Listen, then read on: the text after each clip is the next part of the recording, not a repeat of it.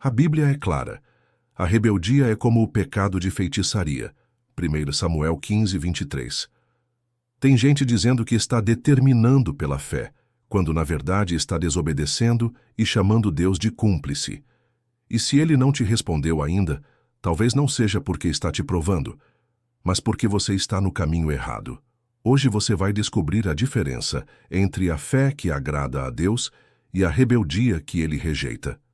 E isso precisa ser dito com urgência, porque tem muita gente confundindo ousadia espiritual com afronta ao céu. Está cheio de cristão que acha que fé é decretar o que quer, exigir o que deseja, forçar a porta que Deus nunca mandou abrir. Mas isso não é fé, é presunção. É como se estivéssemos tentando colocar o Senhor Todo-Poderoso na parede, como se ele fosse um gênio da lâmpada obrigado a cumprir nossos desejos, desde que a gente declare com convicção. Mas Deus não é cúmplice da nossa teimosia. Ele não é parceiro da nossa desobediência.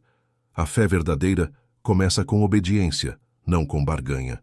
Começa com um coração rendido, não com uma voz autoritária tentando comandar os céus. Muitos estão frustrados porque oraram e não aconteceu.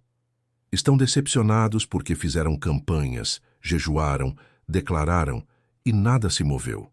Mas talvez o que falte não seja mais força espiritual, e sim mais submissão. Porque a fé que move montanhas é a fé que primeiro se curva diante de Deus.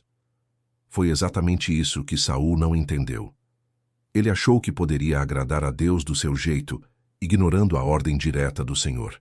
Ele até tentou justificar dizendo que era para o bem, que era para o sacrifício, mas Deus viu rebeldia, e a resposta divina foi dura. Você rejeitou a palavra do Senhor, e o Senhor te rejeitou como rei. Reflita nisso. Quantas vezes você insistiu em algo que Deus já havia deixado claro que não era para você? Quantas vezes você chamou de fé algo que era só insistência carnal disfarçada? Talvez sua frustração não seja por falta de fé, mas por excesso de rebeldia disfarçada de espiritualidade. E o perigo disso é que quanto mais você insiste no que Deus não abençoou, mais você se afasta da vontade dele, achando que está no centro dela. E o mais sério, quanto mais você se convence de que Deus está obrigado a fazer o que você quer, mais vulnerável você se torna à decepção, ao esfriamento e à murmuração, porque no fundo você não está crendo em Deus. Está tentando usar Deus para sustentar seus planos. Agora, será que sua fé tem raízes na obediência ou na teimosia? A fé verdadeira nunca tenta controlar Deus, ela se submete a Ele. Essa é a diferença entre os que vivem por fé e os que vivem por ambição travestida de espiritualidade. O problema é que muitos confundem esperar com paciência com determinar com pressão. Mas Deus não é manipulado por nossas declarações. Ele responde à obediência. Veja o exemplo de Jesus no Getsêmani. O Filho de Deus, com todo o poder e autoridade, poderia ter exigido uma saída da cruz. Mas o que ele disse? Pai, se possível, passa de mim este cálice. Contudo, seja feita a tua vontade, e não a minha. Lucas 22, 42. Isso é fé madura. Fé que confia mesmo quando o caminho é amargo. Fé que se submete, mesmo quando a alma quer fugir. Agora, compare essa atitude com o que se prega em muitos altares hoje. Você tem que tomar posse. Você tem que determinar. Deus tem que fazer porque você tem fé. Mas quem disse que fé é gritar mais alto do que os outros? Quem disse que fé é uma fórmula mágica onde o céu obedece a quem grita mais forte? Não. A fé verdadeira reconhece a soberania de Deus. Ela diz, eu creio que Ele pode, mas se Ele não fizer, ainda assim confiarei nele. Isso é fé com raiz, com maturidade, com cruz. Mas o evangelho moderno não gosta desse tipo de fé. Ele prefere a versão rápida e fácil, onde Deus é servo das nossas vontades e o céu é um balcão de bênçãos. Só que isso não é fé, é feitiçaria disfarçada.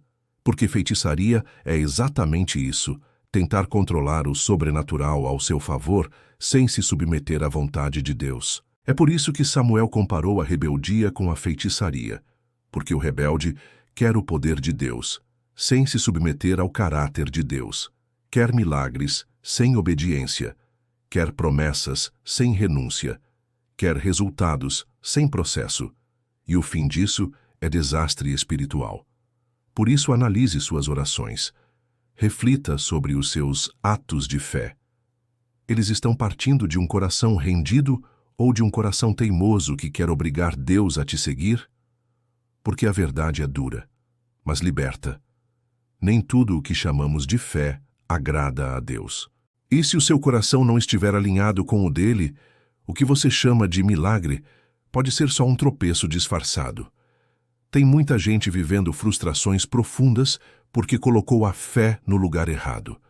Esperou por algo que Deus nunca prometeu. Declarou com ousadia o que o céu jamais autorizou. E quando o silêncio de Deus veio como resposta, o coração se revoltou. Mas eu orei, eu jejuei, eu fiz campanha. Sim, mas será que era isso que Deus queria de você?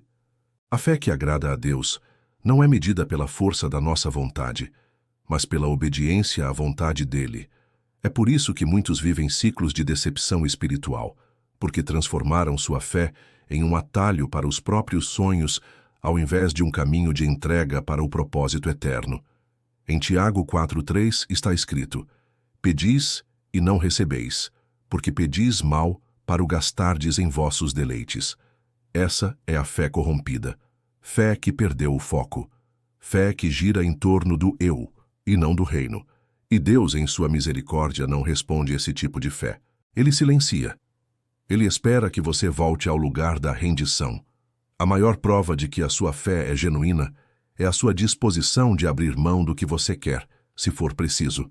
Porque confiar em Deus não é exigir que Ele cumpra os seus desejos, é desejar que Ele seja glorificado, mesmo quando você não entende o processo. Mas o evangelho que está sendo vendido por aí não te ensina isso.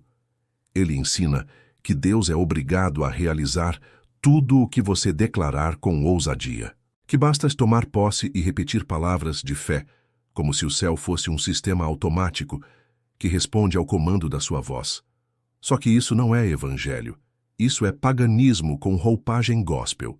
E o pior, quem vive assim começa a se frustrar, não apenas com as circunstâncias, mas com o próprio Deus. Passa a achar que ele é injusto, que não ouve, que está longe, quando na verdade foi a pessoa que construiu um altar sobre areia e agora não entende por que tudo está desmoronando. Se você quer viver uma fé que agrada a Deus, precisa reavaliar seus fundamentos. O que te move? O que você ora? O que você busca? Deus ou o que Ele pode te dar? A resposta para isso pode revelar se você está vivendo por fé ou apenas camuflando sua rebeldia com frases bonitas. A grande verdade é que Deus não se impressiona com frases de efeito nem com decretos gritados no quarto. O que move o coração de Deus não é a imposição da nossa vontade, mas a entrega da nossa alma. O problema é que esse evangelho coach ensina que você pode mandar, determinar, exigir como se Deus fosse um gênio da lâmpada pronto para realizar seus desejos. Mas a Bíblia diz o contrário. Se alguém quiser vir após mim, negue-se a si mesmo, tome sua cruz e siga-me. Lucas 9:23. Não se engane, fé que não tem cruz não tem Cristo. Fé que não passa pela renúncia não gera transformação.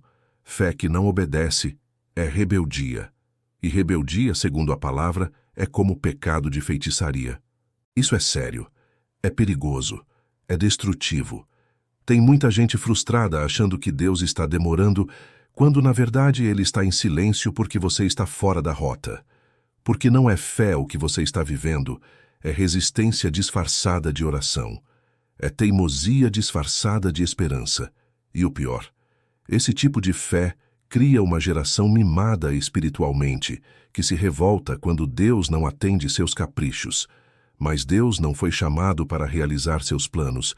Você é quem foi chamado para viver os dele. E isso muda tudo. Talvez você precise orar hoje como nunca orou. Senhor, me perdoa por chamar de fé o que era só orgulho. Me ajuda a confiar de verdade. Me ensina a obedecer. Porque é assim que começa o verdadeiro milagre, com rendição, com arrependimento, com uma alma que se curva. A boa notícia: Deus nunca rejeita um coração quebrantado, nunca é tarde para voltar. E quando você volta, Ele te restaura, te levanta, te reposiciona. Mas o primeiro passo ainda é seu.